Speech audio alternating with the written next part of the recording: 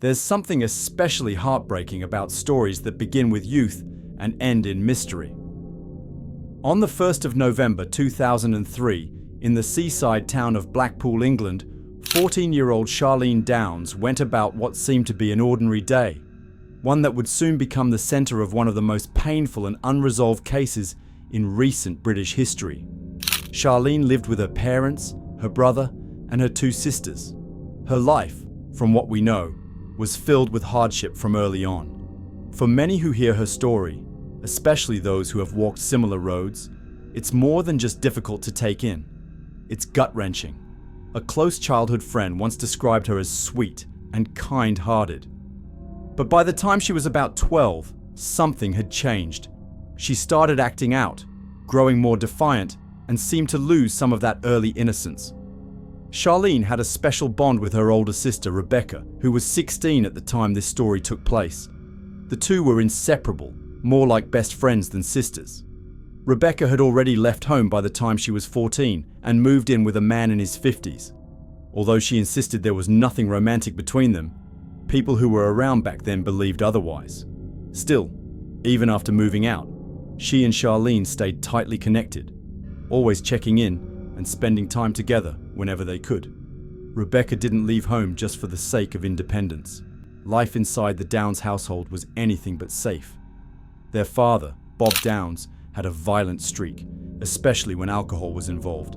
He wasn't shy about using his fists, and his children often bore the brunt of his temper. The home also saw its share of troubling visitors, people you wouldn't want anywhere near your kids.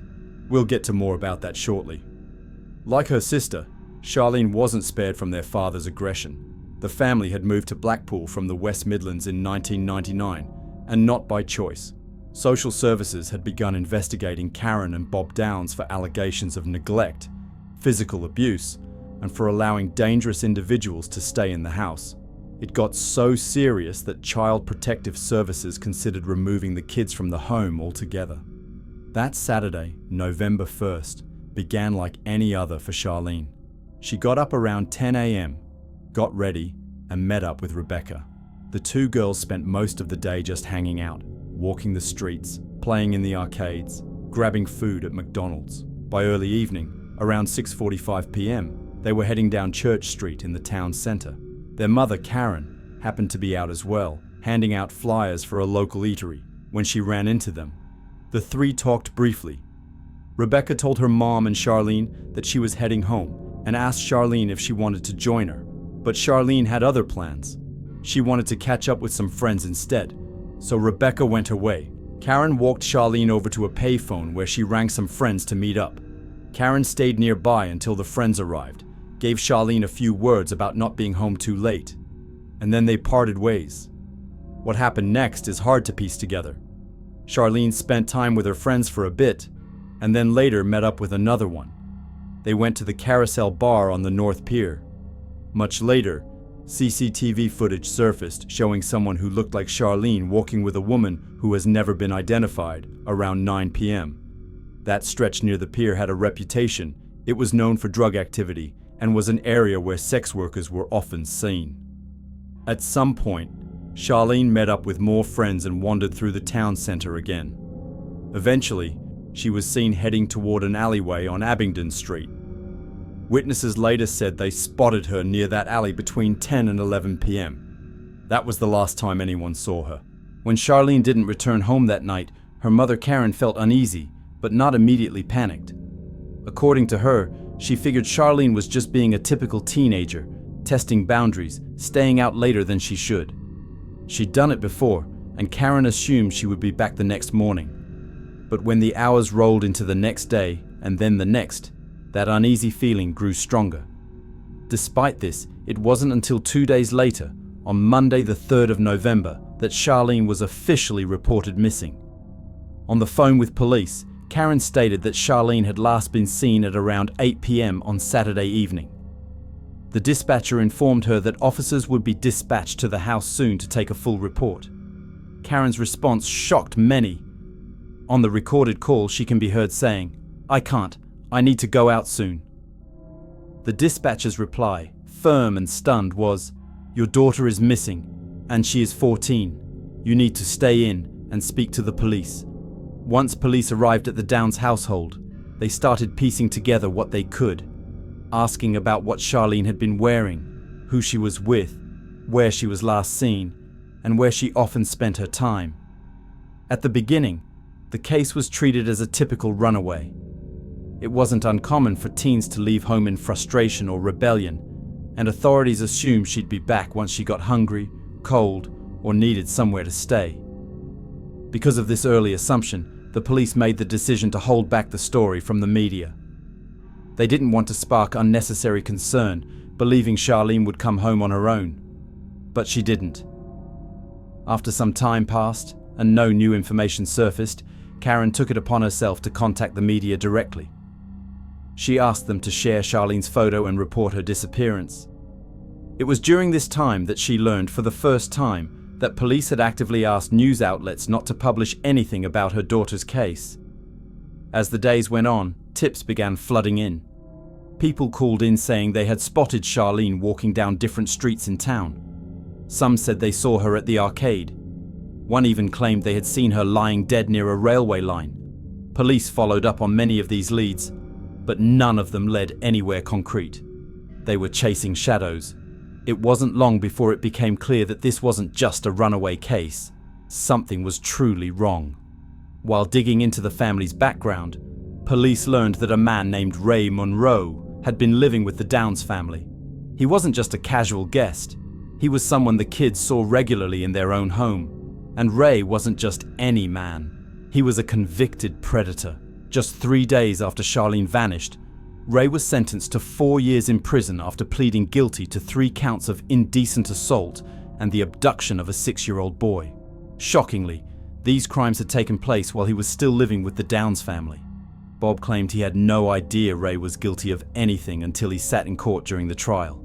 He said it was news to him, something he learned right then and there. Whether that's true or not has always remained a question. This revelation added a troubling layer to the case. Police began to wonder if the people closest to Charlene might have played a part in her disappearance, or at least knew more than they were letting on. As the investigation continued, more unsettling details about the family's past surfaced. It turned out that years earlier, when they were living in the West Midlands, Charlene, just 9 years old at the time, had told authorities that a friend of her parents had done inappropriate things to her. Social services launched an investigation. It wasn't long after that when the Downes family packed up and relocated to Blackpool. Somehow, despite the seriousness of the situation, they managed to slip past the system and start fresh elsewhere. But if Charlene ever did turn up again, the authorities had already made their decision. She wouldn't be going back to that home. She would be placed into their care system. Tragically, that moment never came. Charlene never came home. As the years passed, there was still no sign of Charlene. What started to become clearer to police over time was the disturbing reality that Charlene, along with a number of other young girls, had been regularly visiting certain kebab shops in the area. These girls were reportedly offering sexual favors to shop owners and employees in return for things like cash, cigarettes, and alcohol. According to reports, Charlene had over 100 contacts. Men from all across Blackpool were said to be paying Charlene for sexual acts. She wasn't alone. More than 60 girls across the town were believed to be caught up in a network of abuse involving takeaway shop owners and others working alongside them. The youngest girl was just 11. Still, police kept these findings under wraps until 2011. A major development wouldn't come until 2006.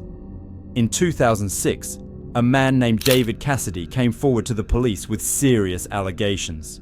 He claimed that 2 men, Mohammed Raveshi and Iyad Al-Batiki, were responsible for killing Charlene. Raveshi, 55, was a takeaway shop owner who also worked as a foster carer for multiple children.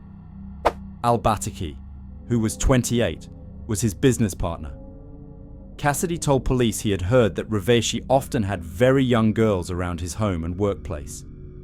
He even alleged that Raveshi had once been discovered in bed with 3 underage girls, one of whom was Charlene. Cassidy also said he'd heard that Charlene had been paid by Al-Batiki to perform oral sex.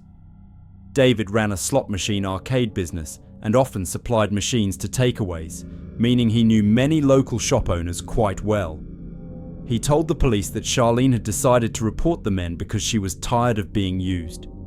He claimed Albatiki's own brother was the one who passed along the story that Albatiki had killed Charlene and that Raveshi helped dispose of her body.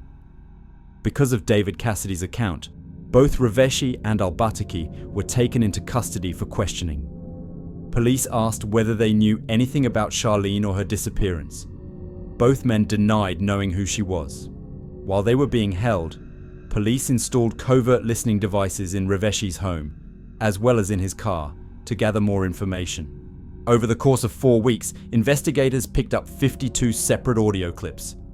Detective Sergeant Jan Besant took on the difficult task of listening to and transcribing the recordings, working up to 6 hours each day, something that would continue for nearly a year.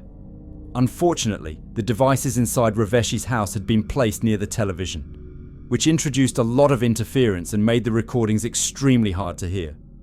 It's worth noting that John didn't have formal training in audio transcription or any expertise in analyzing difficult audio recordings. Jan later shared what she believed she had heard during those recordings. She said that in the early clips, the two men sounded overwhelmed and fearful, speaking immediately about a murder investigation. Among the recordings, she said they spoke about a burial site and what she believed were references to large bones.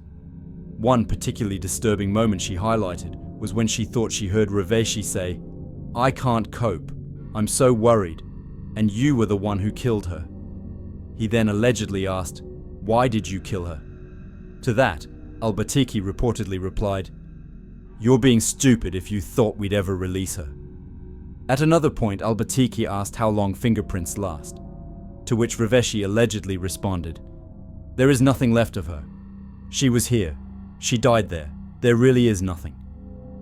Most horrifying of all, Jan said, she heard the two men make jokes about having minced Charlene's remains and using them in kebab meat that was then sold to customers. Both men were arrested and formally charged with Charlene's murder.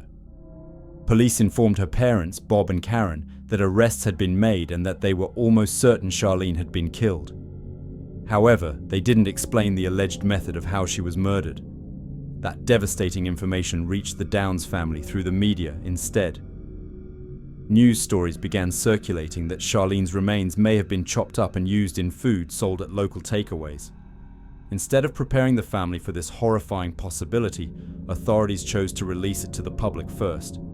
As you can imagine, this came as a devastating blow to Charlene's loved ones. The public reacted with shock and outrage as the story spread rapidly. Headlines everywhere told of a teenager possibly being ground into meat and unknowingly consumed by customers. The trial was set to begin in May of 2006. During the trial, the audio recordings and transcriptions were presented to the court, supported by the testimony of David Cassidy. Raveshi, who owned several properties across Blackpool, had one main residence that was of particular interest to investigators.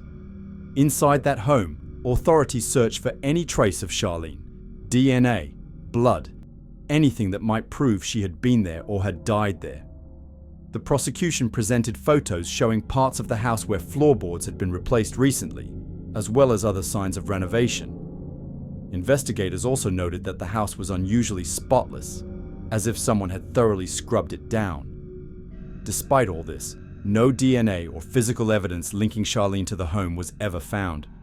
Albatiki and Raveshi's legal team managed to convince the court that David Cassidy's testimony couldn't be trusted. They pointed out his lengthy criminal background and argued that his claims were nothing more than unreliable second-hand information. The defense also took aim at the audio recordings, arguing that the sound quality was far too poor to be considered credible evidence. The judge ultimately agreed that the transcripts created from the recordings could only be viewed as someone's interpretation, not as factual proof. The defense pushed further, saying that the transcripts and the actual audio didn't even line up. They claimed that Jan, the officer who transcribed the tapes, was so desperate to solve the case that she might have written what she wanted to hear, rather than what was really said. One example they gave was the supposed mention of a burial place, which, they argued, was likely a mishearing of Paul's place. To investigate further, the police had placed a tracker on Raveshi's car. When they reviewed the locations he had visited during that time, it turned out he had indeed been to see a friend named Paul. There was no evidence he had gone to any hidden location to dispose of a body. Still, what remained unsettling was that the men had discussed big bones and how they might be disposed of. Linguistic experts later confirmed that bones were in fact mentioned, and both men had joked about grinding someone up and mixing them into kebab meat. Despite these disturbing conversations, both Al-Batiki and Raveshi denied having done anything wrong. They claimed they had never even met Charlene. Then came a crucial piece of evidence that would deeply damage the prosecution's argument. Investigators had wired up David Cassidy and asked him to speak with Al-Batiki's brother, the same brother who, according to David, had shared the story about Charlene. David agreed and met with the brother again, this time while being recorded. But during their conversation, the brother denied knowing anything about the situation. As their talk wrapped up, David could be heard saying, "I must have gotten the wrong end of this deck." That one sentence ended up being a huge blow to the prosecution. With growing inconsistencies in the evidence and doubts about David's claims, the jury couldn't come to a unanimous decision. The trial ended with a hung jury, meaning there was no clear verdict, and both men were released. Charlene's family, especially her parents, were furious. They felt deep in their hearts that the two men were responsible for what had happened to their daughter, and they still carry that belief. Later, it came to light that some members of the jury actually had personal connections to the accused men. Because of that, a second trial was scheduled for 2008. But when the Crown Prosecution Service reviewed the case again, they concluded there wasn't enough solid evidence to move forward. The retrial was cancelled. It was ruled that both men had been wrongfully accused and imprisoned, and as a result, each was awarded £250,000 in compensation. Even after the trial, more allegations followed. Al-Batiki faced claims of assault from 5 young women, and Raveshi was accused of abusing a young girl. However, neither man was found guilty of any of those accusations. In the aftermath, the police force came under heavy scrutiny for what was widely viewed as a mishandled investigation. An internal review revealed that many of the officers involved lacked proper training, and some were found to have clear biases against the two men. Jan, who had worked tirelessly to transcribe the recordings despite lacking the necessary expertise, was forced to resign in 2007 following the inquiry. The police did eventually complete a report detailing the grooming and abuse of young girls by several takeaway owners and employees. However, that report wasn't made public until 2011. Within it, it was noted that Charlene had exchanged sexual acts for food. Around 60 girls were named in the report, although many believe the actual number could be far higher. Most of these girls were extremely vulnerable. Some came from abusive households, while others were already in the care system, struggling to find safety and stability. Meanwhile, let's take a closer look at the Downes family. Just a week after the trial wrapped up, Karen stabbed Bob with a knife. Thankfully, Bob survived the attack and chose not to press charges, saying that Karen had been pushed to her limit by everything that had happened with the trial. Around this time, unsettling rumors began to surface about Bob. Some people claimed he had been accepting money from men who wanted access to his children. Bob was known to be a heavy drinker, and some believed he repeatedly allowed his kids to be exploited for cash. There were known offenders who had either stayed in or regularly visited Bob and Karen's home. Bob had a habit of going out drinking and bringing strangers back to the house with him for more alcohol. There are a few disturbing claims that have been made over the years involving Bob and Karen. One particular court document from 1989 was leaked and revealed that the family had once been looked into by both the West Midlands Police and Social Services. This was because a known offender had been seen giving 3-year-old Emma, their daughter, rides in his car. In 1999, there were claims that some of Bob's friends behaved inappropriately with the Downes children. Then, in April 2001, Charlene told a social worker that one of Bob's friends had touched her in a way that made her uncomfortable. Just a few months later, in August, a social worker found Charlene lying in bed with a man in his 60s. This happened inside the family home in Blackpool. After that, Charlene was seen counting money. And not long before she disappeared, Ray Monroe, the man we mentioned earlier, was living with the family. Several people reported seeing Charlene sitting on Ray's lap inside the house. Over a span of 15 years, at least 16 men with criminal records tied to offences against children had access to the Downes homes in both the West Midlands and Blackpool. It's possible the real number is even higher. It's important to be clear here, these are all allegations. Still, there are some documented facts worth noting. Charlene had visited a health clinic a total of 12 times. On more than one occasion, staff there noted that she had bruising to her private area. Karen knew Charlene had been going to the clinic, but later claimed she didn't think much of it. Traces of Charlene's blood were also found inside the family's home, although considering she lived there, that's not entirely surprising. There are also reports suggesting that, early on in the investigation, the Downes family didn't fully cooperate with police efforts. One theory suggests that Bob brought men back to the house and allowed them to abuse his children in return for money, mostly to support his drinking. According to this line of thinking, Charlene may have been killed, either on purpose or by accident, by one of these men. The idea is that her parents may have helped cover it up to avoid consequences. Others believe that Bob himself may have killed her during a violent outburst. Both Bob and Karen have firmly denied having anything to do with Charlene's disappearance. Over the years, police have questioned multiple other suspects, but none of those leads have led anywhere. The most recent person to be investigated was Nigel Lloyd. He's 51 and has a past involving convictions for assaulting 2 young girls between 2001 and 2003, right around the time Charlene was last seen. Reports suggest that Nigel knew Charlene and the Downes family. It's even been said that they may have spoken the night she vanished. His apartment overlooked a narrow alleyway close to the takeaways where Charlene was known to spend time. Police arrested and questioned him, but again, nothing came of it. So, what really happened to Charlene Downes? Do you believe Albertiki and Reveshi had anything to do with it? Even though some parts of the recordings were dismissed, there are still sections that leave people feeling uneasy. Many, including some in law enforcement, still consider the 2 men dangerous. On the other hand, do you think Charlene's own family may have played a part in what happened? This entire case is heartbreaking. Reading through the details of her early life is deeply upsetting.